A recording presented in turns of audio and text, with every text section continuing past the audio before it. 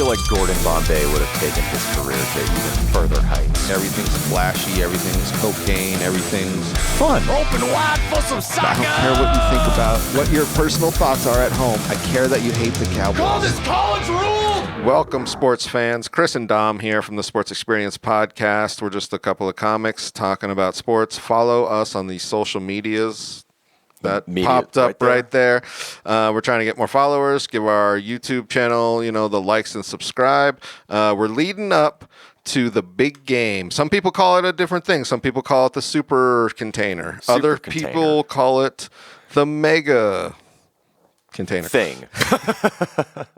So what do we got today? So today we're in our block of episodes where we are discussing some of the NFL's greatest, wacky, and wildest postseason games and upsets. And today we're in the championship round with one of the most crazy, insane, overlooked upsets in NFL history. Also unfortunate. Yes, it's one very of those where unfortunate. You're just like, oh, man. Super Bowl time. It has those kinds of vibes to it, as we'll get into. But, yeah, it's the 1998 NFC Championship Game with the 15-1 Minnesota Vikings taking on the 14-2 Atlanta Falcons. So the 98 Vikings, what can I say other than they're a juggernaut of a team? Just an absolute juggernaut of a team. And this is a team that had been slowly building since Dennis Green took over in 1992. They had made the playoffs every year but 1995 leading into 1998, but they had not advanced past the divisional round, and they had only advanced there once. Not even always a bridesmaid, never a bride. It's always that weird cousin who sits at the singles table and gets way too drunk and gives terrible speeches. Gail the Snail. Gail the Snail. Salt the Vikings! Just salt the Vikings! It's just mashing it at this Just point. mashing it at this So, but they get really lucky with this draft. Yes. I'll say that because there's one Randy Moss. And he drops because he has so much off-field antics. Let's just say that. Legitimate criminal Arrest. baggage. Legitimate. Granted, you marijuana say shenanigans. at the time. I say a legit criminal who was on probation. Oh, my God. You pissed hot at Free Shoes University. How do you do that?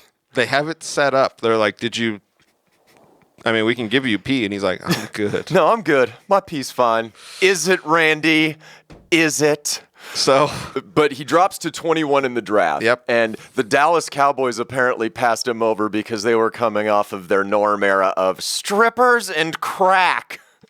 You mean championships? Championships, that's Yes. right. Titles. They drops to number 21, and the Vikings already have two awesome wide receivers, future Hall of Famer Chris Carter. I think Jake Reed even made a Pro Bowl for him, but they're bringing in Randy Moss to a high-powered offense led by offensive coordinator and future Super Bowl winning head coach Brian Billick.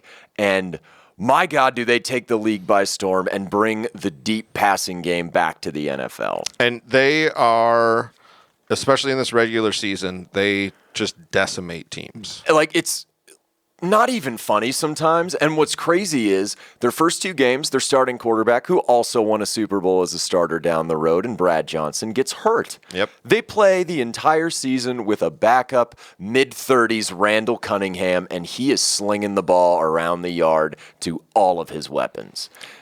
Because he really has a stacked offense, and you can just see it where you're just like, oh, a veteran quarterback's just going to slide right in, do exactly what we need him to do. Oh, my God. And they lit up so many teams. I think they had the most points scored by any regular season. 556. It broke the 83 Redskins record, and I think that record stood until the early 2010s with the Broncos. Yep. So, this was just an amazing. You had three Pro Bowlers on your offensive line, and Jeff Christie, Todd Stussy, and future Hall of Famer Randall McDaniel.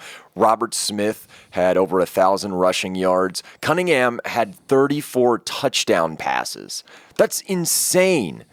And in addition to Carter, who had 78 grabs for over 1,000 yards and 12 touchdowns, Randy Moss had 69 catches for 1,313 yards and 17 touchdowns. Yep.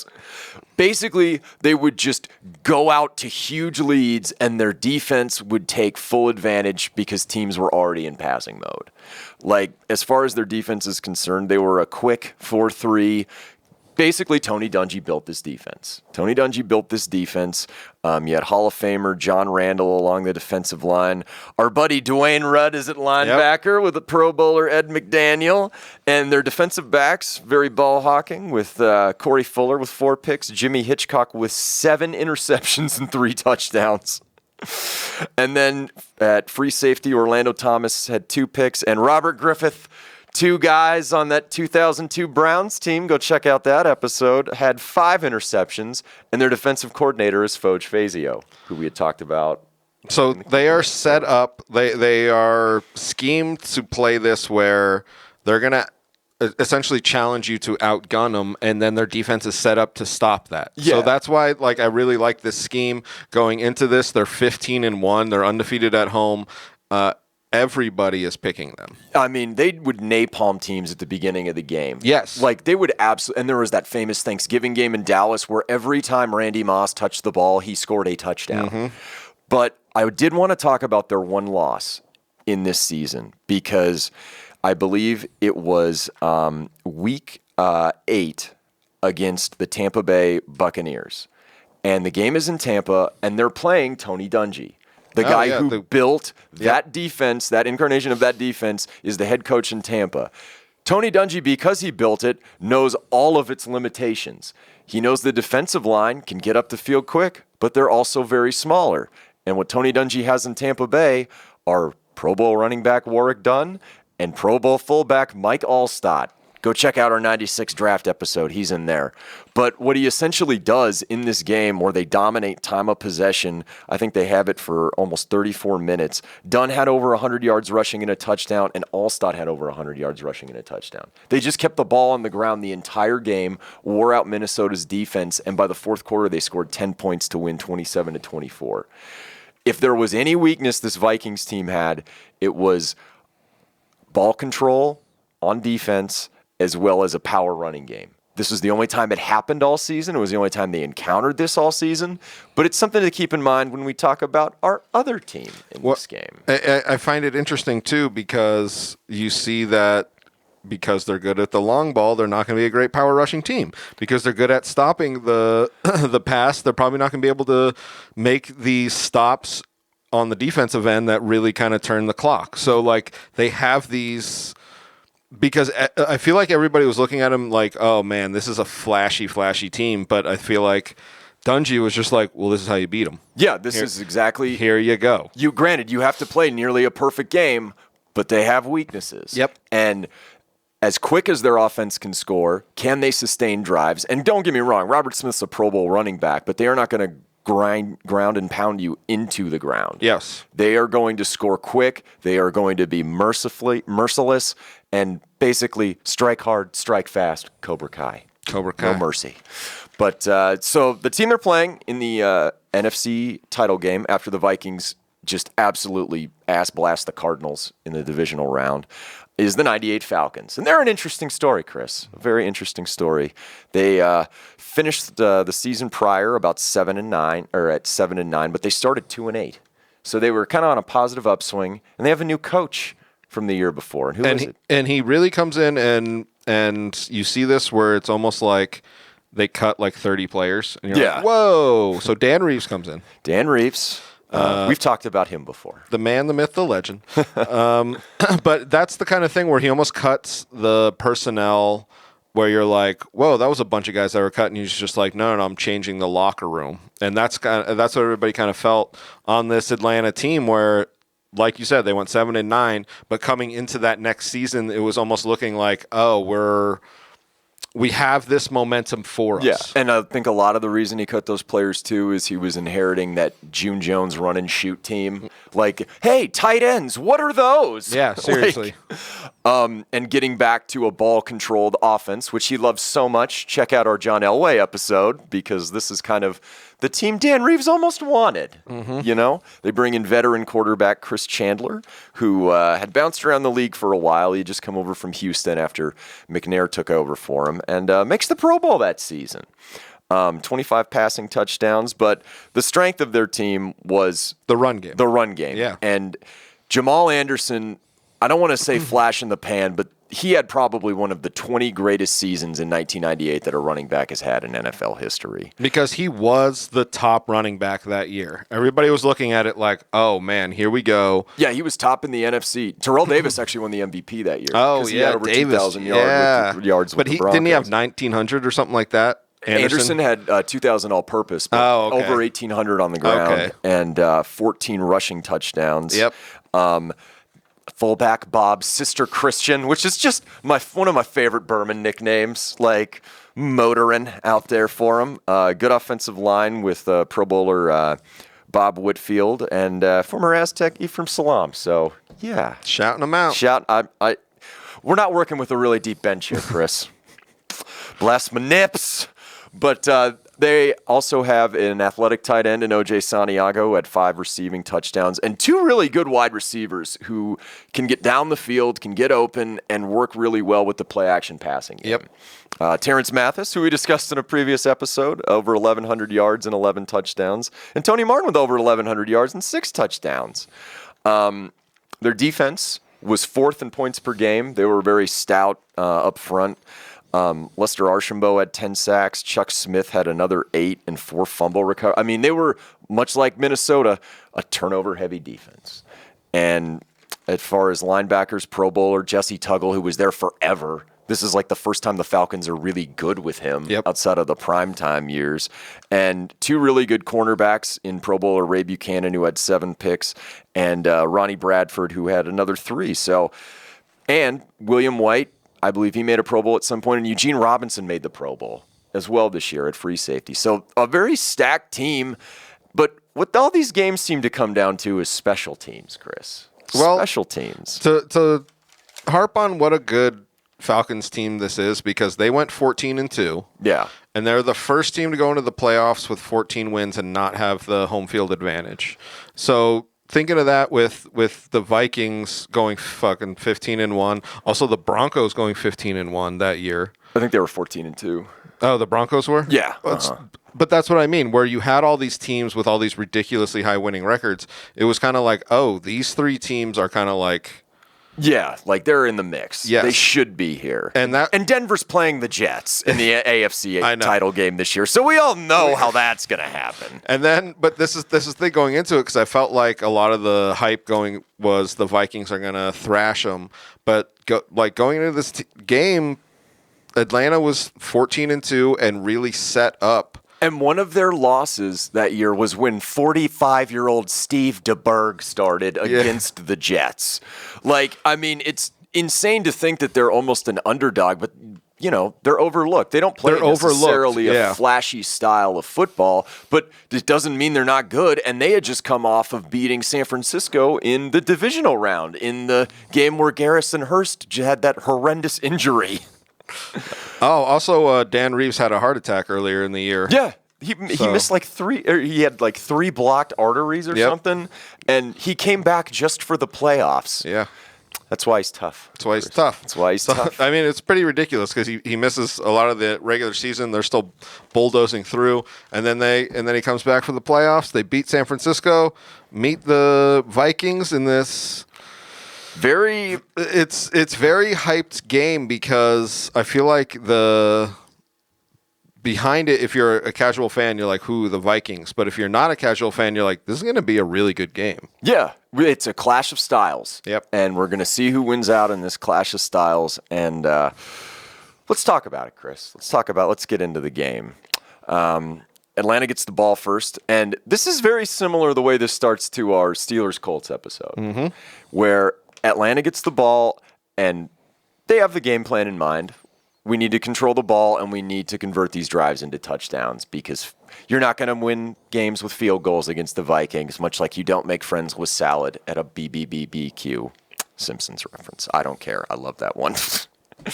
So Mathis has a couple of huge catches on this drive, and they're essentially tricking the Vikings because they're thinking they're going to get a steady diet of Anderson, and they're running play action, and it's confusing the shit out of them. It's really working, because they think they're just going to come out, try and control the clock, kill the fans. You know what I mean? Like, Yeah. there's almost like a feeling going into this game, and you're right. They just keep play actioning and just keep marching down the field. Mathis has a huge one-handed catch on this drive. Martin gets him down to the 26, and they get inside the 10-yard line to set up a 3rd and goal after Anderson is stuffed twice. And in an amazing play call and a great route by Anderson, runs basically a flat route, so just basically like, an angle towards the center of the field. He beats Rudd, and Chandler fires one in there for him for a touchdown. They go up 7-0, and the crowd is pretty much out of it. Yeah. And they're Dirty Bird dancing and giving it to all the fans. They started that tradition that year in Atlanta with a very comical, Icky Shuffle-esque touchdown dance. But, taking the crowd right out of it. I was going to say, this is exactly what the Falcons want. Essentially trick them into thinking they're just going to ground and pound it, and then they go out and score faster than anybody would have guessed. Yeah. How about that? Yeah, definitely. Nice controlled passing game there with Chris Chandler. Yep. But these are still the 98 Vikings, and they say, okay, well, you scored a touchdown. We've done that a couple of times in the regular season. They basically, with 8:21, because that first drive took half of the first quarter. Mm-hmm. So they end up just absolutely marching down the field and feeding the ball to Moss, who's the best player on the football field whenever he's on there. They get a huge pass interference on Buchanan on a bomb to Moss, which nets him about 30 yards. And then on the very next play, Cunningham goes deep to Moss again for another touchdown for 31 yards and ties the game at 7. So just like that, within less than 2 minutes, the game is tied already. And they pretty much are saying, like, you can't stay with Moss on the deep ball. That's, like, literally what he's saying, because he gets the pass interference. He had to do that if you watch that play. And then literally, like, the next play, he's just like, all right, here's another one. It's very much... And it was a great catch by Moss to keep his feet in bounds in the back of the end zone. And he's, like, looking over his shoulder. It's ridiculous. No, and that's the thing. I bet they're just like, no, just throw it up. Randy will get it. Yeah, to the back of the end zone. Yeah. All the way to the back. All the way to the... Don't worry if the guy's covering him pretty well. It doesn't matter. Doesn't matter. He'll catch it. Atlanta runs into some snags, though, on the next 2 drives because they turn the ball over twice. Mm-hmm. A fumble by Harold Green ends up leading to a field goal by Gary Anderson. You want to talk about him real quick? Bringing Gary into it. So Gary joins the Vikings in this last offseason. Mm-hmm. And proceeds to go 35 of 35 in the regular season for field goals. And I think he was 54 of 54 for extra points. And so he's perfect throughout the regular season. Mr. Perfect. He hasn't missed a single field goal for the Vikings all year long. We are not foreshadowing. No, not at all. Not at all. It's not how this podcast works. Seen the guy's room. Cozy if you're Hannibal Lecter. But no, he's basically not missed a kick all season long. Yeah. All season. He's been completely perfect, and you're thinking, well, we've got that in our back pocket if we need 3 instead of 7. So they end up converting that Green fumble into a field goal, and then with 5:53 in the second quarter, they end up getting a fumble from O.J. Santiago and marching right down the field, and Cunningham has a great quarterback sneak to put them up 17-7. So this is the exact spot Atlanta did not want to be in. And this is the exact place that everybody thought the Vikings were going to. So, like, even if Atlanta went out early, you could tell that their offense was just so high-powered that Atlanta isn't going to have any answers for it. Yeah. Atlanta, on their next drive, they get it ended on a sack and have to punt again with 4:13 left. Minnesota gets it back, and Atlanta commits some very stupid penalties on this drive. Tuggle has a face mask on Robert Smith that gets 15, and then a late hit by Michael Booker on Charles Evans gets him another 15. But then there's a play where Randy Moss, he's open in the end zone. And it's a play, and we've brought it up in these games before, where you're like, oh, wow, in the moment, I didn't think much of that play. Yeah. But looking back, you're like, I can't believe that wasn't a touchdown. He's open, and the ball literally sails through his hands, which I didn't think was possible. No, not for the super freak. Not for the super freak. Not the super freak. So they get Anderson back out there again. makes a field goal. Although on this one, it's a bit of a high snap. We've talked about these high snaps. There was a bit of a chink in the armor. Whoa, calm down. Oh, easy there. But you could tell because the rhythm was always so solid that you almost saw them like looking at each other like, all right, guys, let's get back into it. Like, get the rhythm, get the timing right. So we get 20-7, and there's like 2 minutes left. Yeah, right. And Atlanta can't do shit. They have to punt again. So Yep. you're thinking, oh man, Minnesota, this could get ugly. This could get Georgia TCU ugly. Yeah, seriously though. That escalated quickly. Escalated. So Minnesota gets it back with 1:08 left in the half, and I don't know if it's just the swagger that they had. I mean, you're up 13 points. And, you'd been dominating teams all year by being aggressive. You essentially, brought the deep ball back to the NFL after the West Coast offense had taken over for about a decade and a half. They don't intend to sit on it or play it safe. And much like that Moss missed TD, this play could have been even bigger because on 3rd and 10, instead of just calling a sweep to Smith to go into halftime or, just a dump off pass, something safe or, to they that went extent. for it. They went balls to the wall. Cunningham dropped back, and Stussy got beat by Chuck Smith, who came around the corner, hit Cunningham at his own 18, stripped the ball. Atlanta recovered, and there's still time left on the clock. And the whole game changes now. Yeah. The whole momentum going into half changes, even with just this stop. Because you're right, they almost should have killed the clock, but they couldn't. That's not what the Vikings of this era were. They were like, "Oh, there's time. Yeah, no, we're gonna go. More. Yeah, we're gonna do it." So with 59 seconds, Atlanta takes over. Anderson gets a good pickup on first down, and then on the Anderson on first down, actually the first play after the turnover, Anderson in the O-line blocks so well that Chandler finds Terrence Mathison. It's 20-14 going into halftime, which had to be devastating for Minnesota. Yes. Like, you had the game in the bag, and now it's a one-score game. A touchdown now beats you. Mm-hmm. And that had to be a huge confidence boost for Atlanta as far as those players thinking, it's not over yet. Yeah. We just got to keep it close. Keep it close, and hopefully a running game can take us home. But, I mean, I remember watching this just being shocked that it's this close. It's like after what had happened on those previous 4 drives for Atlanta where they got nothing, that they're still in this ball game and Minnesota hasn't just boat raced them out of it. Yeah, because they were lucky Minnesota had only scored 13 2 field goals and a touchdown. And they were also lucky with how that last drive went, getting the ball back with a minute left in essentially scoring position. So it's very unlucky for the Vikings. And we say it's a huge momentum shift for just like the game. Yeah, and you had to be like, as a Minnesota fan, thinking, oh, Jesus, here we go again. So many postseason failures. But they're still leading. They're still up 6 points at halftime. Yeah.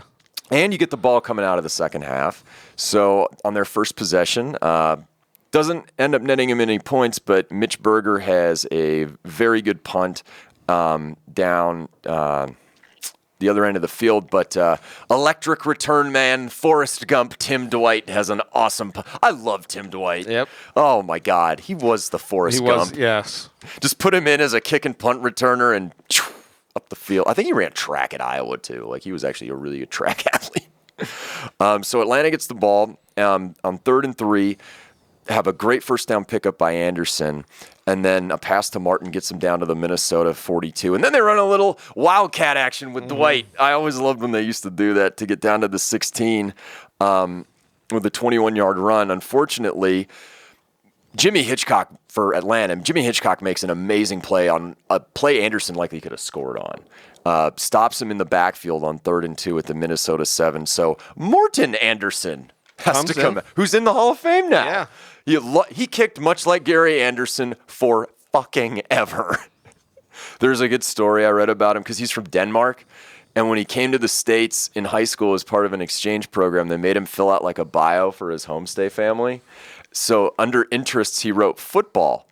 And because this is America, they end up taking him, and they're like, want to show him a good time? They're like, let's go to a local high school football game. He goes to the game and has no idea what's going on. He's like, oh, shoulda wrote soccer. Yep. But then he goes, oh, there's a guy that kicks that thing. I could probably do that. Yeah. And dear God, he turned it into like a quarter Hall of century Fame. long career. Yeah. But anyway, 5:36 left in the third quarter because this is an extended Atlanta drive. Again, they're within three. But you see them starting to kill the clock. You see like the strategy of the game starting to flow more towards what Atlanta wants as opposed to what the Vikings were doing in the first half, which is just kind of running and gunning. And we see that the Moss incomplete and the fumble. Cunningham fumble was boo. It just changes everything. And then we see Atlanta kill a bunch of the clock, go down, make a field goal. Make it. It's good. The laces were in, Chris. Or out, Chris. Out. Whoa. Holy. They were in. They were in. But this Vikings team, as I said before, they're a juggernaut, and they're not fucking around crew on offense. True. Start at their own 18. On 3rd and 1, a pass to Matt Hatchett gets him a first down. And then on 3rd and 10, after an incomplete pass, which led to this play, Chris Carter makes an amazing catch and run to pick up a first down. We don't hear a lot from him in this game. No. He's obviously Chris Carter. This is his drive, though. He makes a couple of big catches. This is the drive that you see him kind of step up because I feel like a lot of the first half was Moss, and then you see in this drive, you're like, oh, yeah, we do have another Hall of Famer. Chris Carter right there. Gradual Chris Carter. Go listen to that episode. And then they end up facing another 3rd and 8. Carter gets him another first down. So they're in turn eating the clock, but also moving the ball, trying to put this game away. Yep. They just a very methodical drive, and they get down to the Atlanta 5, and on second and goal, Matt Hatchett is lined up one-on-one, and you're thinking with Moss and Carter on the other side, that's exactly where the ball is going to go if they throw it. Hatchett runs a great route. He runs I think a slant in. He's covered, and Cunningham just throws a dart to him, just an absolute dart, and they end up scoring with one of their most unlikely players on their offensive roster to go up 27-17 with now 13:41 to go in the fourth quarter. So you're thinking at this point, okay, they're up 10. You don't need any more than that. Just close the thing out and draw Denver. I feel like the feeling was they're up 10 and the Falcons can't score quickly. Yeah. You know what I mean? Where it was kind of like, no, like it's going to take a long time. They're not bombing down. So you kind of see that where they just kind of like bunker down and they're like, all right, you beat us. But to be fair, Atlanta, they end up scoring quickly on their next drive. Well, Yep. It's not necessarily the result that they want. They're still in the game because of the lack of time taken off the clock. The biggest play was Martin beat Hitchcock and basically ran the length of the field on this bomb. They end up pushing him out at their own at the 7-yard line. And that was a play that was 3rd and 9 deep in Atlanta territory.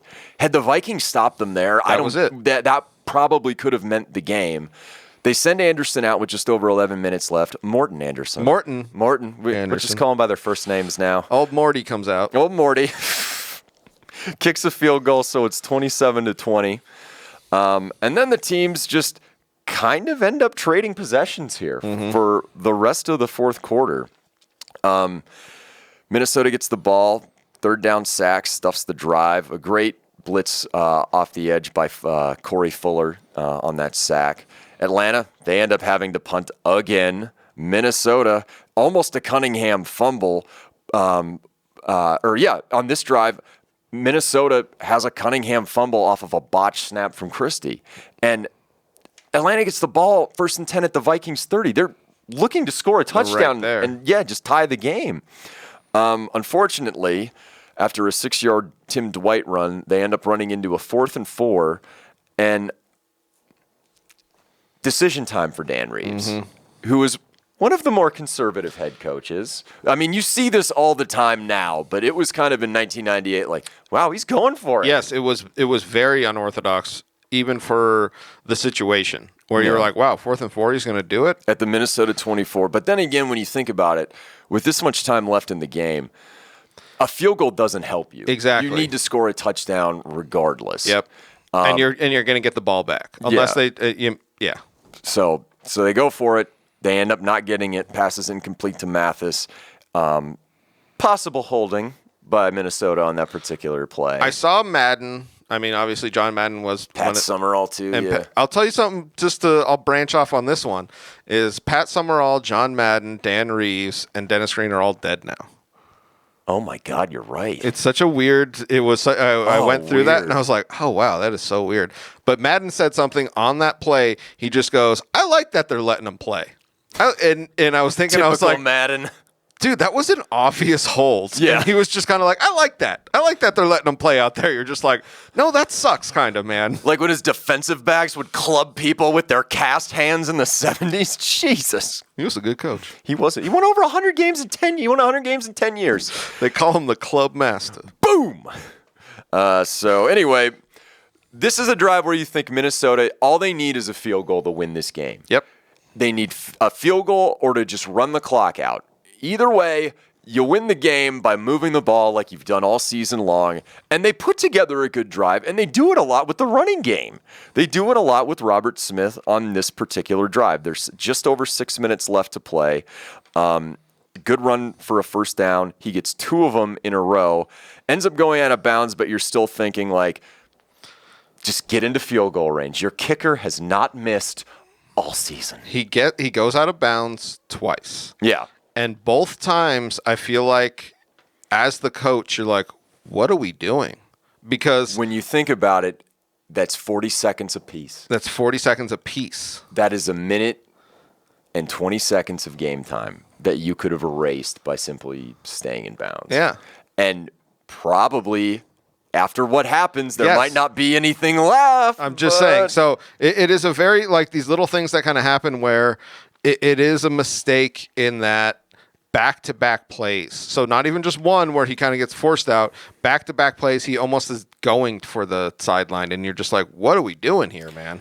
So they drive it all the way down, and they face a third down on the Atlanta 22-yard line.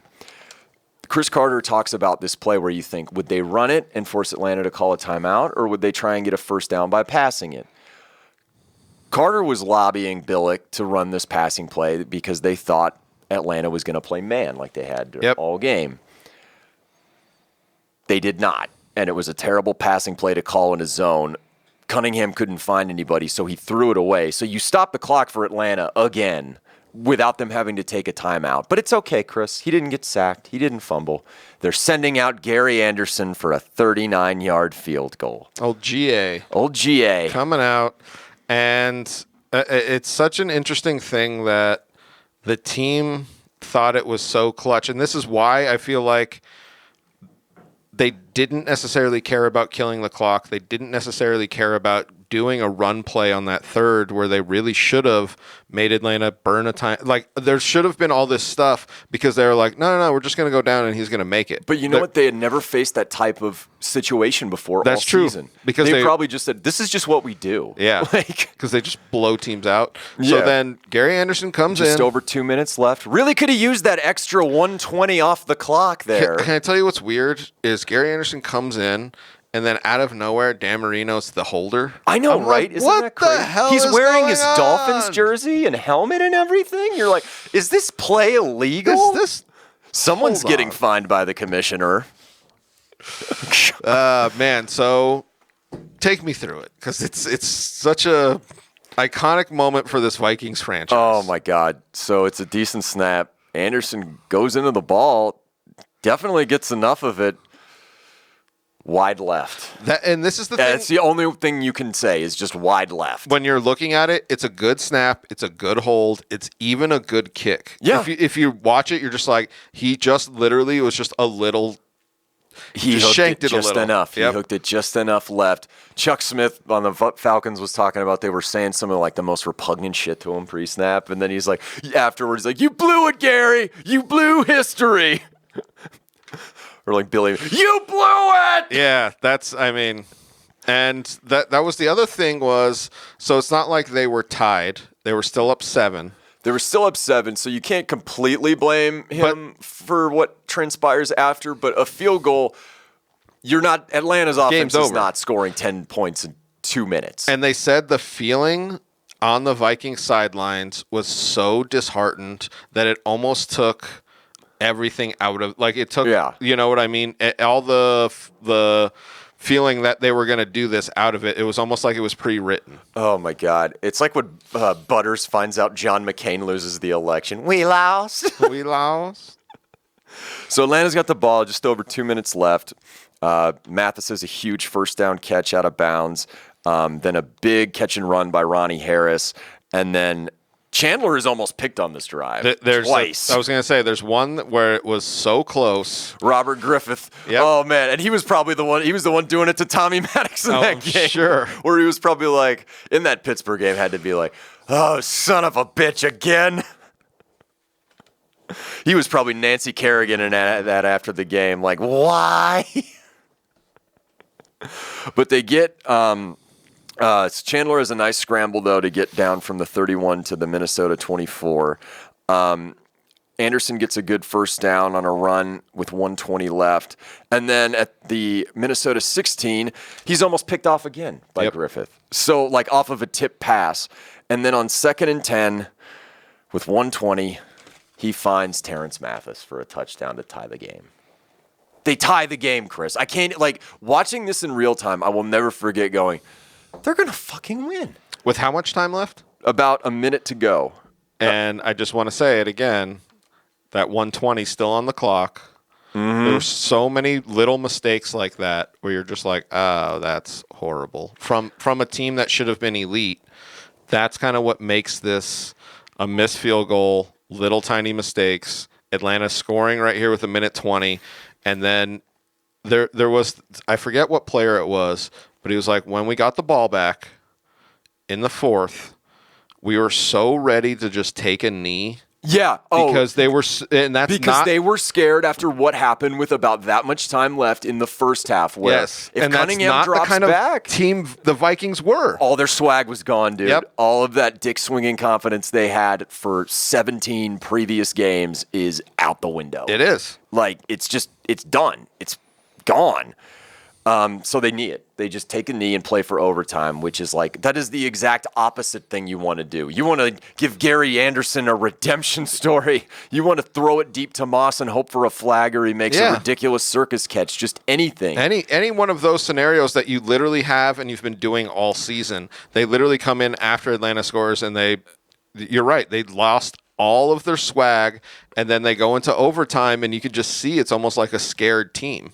Yep. But luckily for them, in overtime, they win the toss, and this is the sudden death era, which I miss so much of the NFL. Any first score wins. Yep. You don't get your equal possessions unless a touchdown. Just sudden death. Come on, bring it back. But there's almost a sack strip on Cunningham on this drive.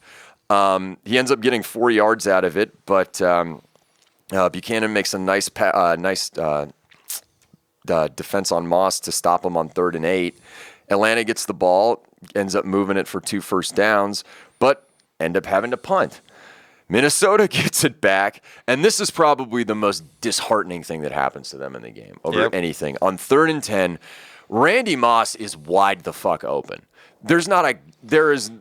Eugene Robinson is trailing him so hard. I was going to say, he's about 2 steps in front of him, and for Randy Moss, that's like 4 or 5 steps. Yeah. You know what I mean? Yeah, like, how long he's a stride, dude. He literally has a huge gap between him and his defender. And he's like, if Cunningham makes a decent throw, he underthrows so hard. I can't even understand how. Like, even if you make a decent throw, not a good throw, he'll catch it. Robinson will have enough juice to tackle him, but you'll have gained half the field in yardage. Everything you need to set up an Anderson. But that's not what happens. No, because Eugene Robinson is able to recover in time because the ball is so dreadfully underthrown. He bats the ball away because that's what these Falcons were doing in this game. Don't play your man, play the ball. Incompletion, that's not an interception, but another down to play. Yeah. So end up having to punt. Atlanta is starting at their own 8-yard line. Does what Minnesota cannot. At their own 8-yard line. So you're thinking Vikings get a quick 3 and out. This could turn it. Yeah, this could finally turn it. Great punt by Mitch Berger on this one.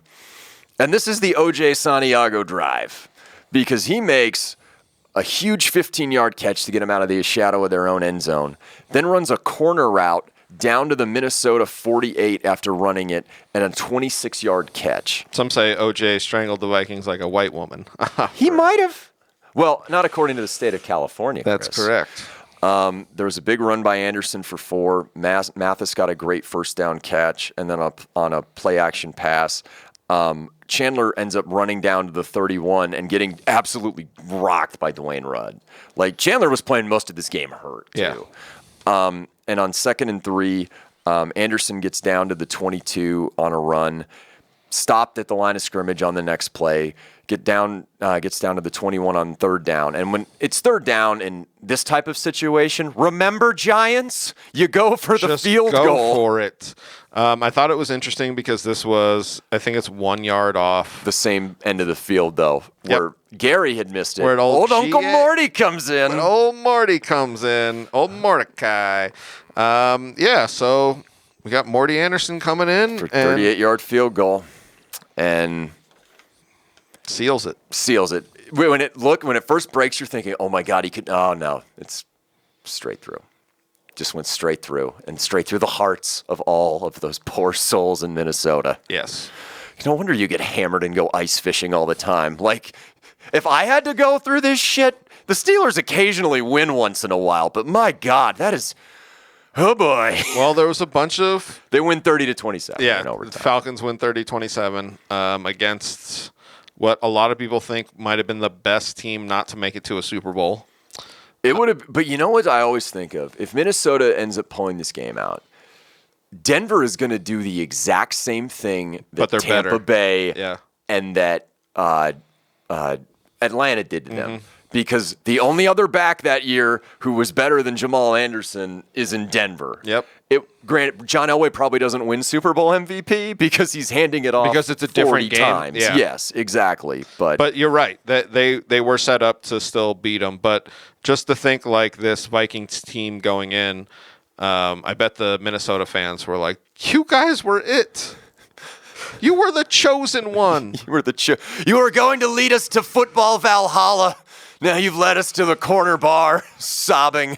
You were supposed to bring balance to the force. And then that's kind of like what you see because the interviews with the Viking players afterwards. The John Randall and Chris Carter ones are depressing. I was just going to say those two. Was those two guys' last shot. Yes, and that's literally what Chris Carter said because he still comes back, but he said, I had a huge time where I was like, I'm retiring. This is it. That was my one shot for a Super Bowl. And you look at their career and you're like, oh, that was like that. He's not wrong. John Randall described it as like, imagine getting like 15 green lights in a row.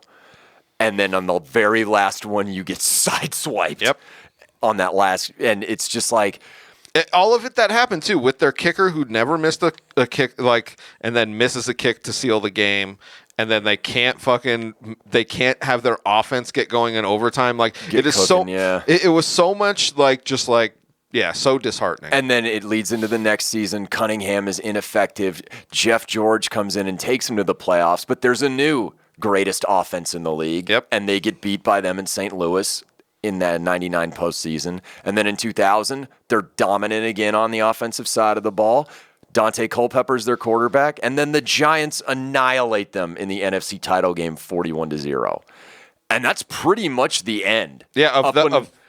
Of Viking football. I mean, until the Dong Slinger comes in about a decade later, it's some mediocre and Love Boat. Check that story out. That's freaking hilarious and disturbing. But it's just mediocre shit football after like what could have been. Yep. You know, and Atlanta, they end up winning. They go to the Super Bowl and they're very overmatched. Yes. I mean, that 3-year span of 96 to 98 Broncos is as dominant a team as up until the Patriots, basically. Well, I feel like the Broncos were set up like the Falcons, just way better. Yeah. You know what I mean? Like they had a Hall of Fame quarterback and a Hall of Fame running back. Like it was just They like, had too many freaking pieces.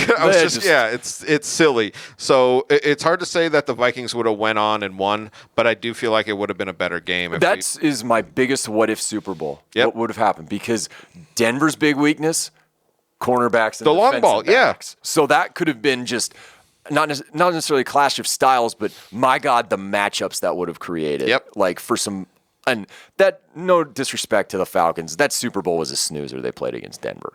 Like, it was just a snoozer. They were just overmatched. Yeah, they were just overmatched. And much like the Vikings, the following season, Jamal Anderson basically destroys his knee on the turf in Dallas. They end up sucking so hard the next 2 years, they end up drafting Michael Vick, #1 overall, and re-energizing that dirty bird, bad news kennels energy they got going. It's true. Animal lover, Michael Vick. Michael. But no, this is one of the craziest games as far as NFL, AFC, or NFC Championship games that has been played since that format started. Yep. And between teams that won a combined 29 regular season games. And that's only been done one other time, Chris, in NFL history since then. So yeah, the Vikings were the first team to go 15-1 and not win a Super Bowl. Yeah. So there you go. Thanks, Thank you all everybody. very much.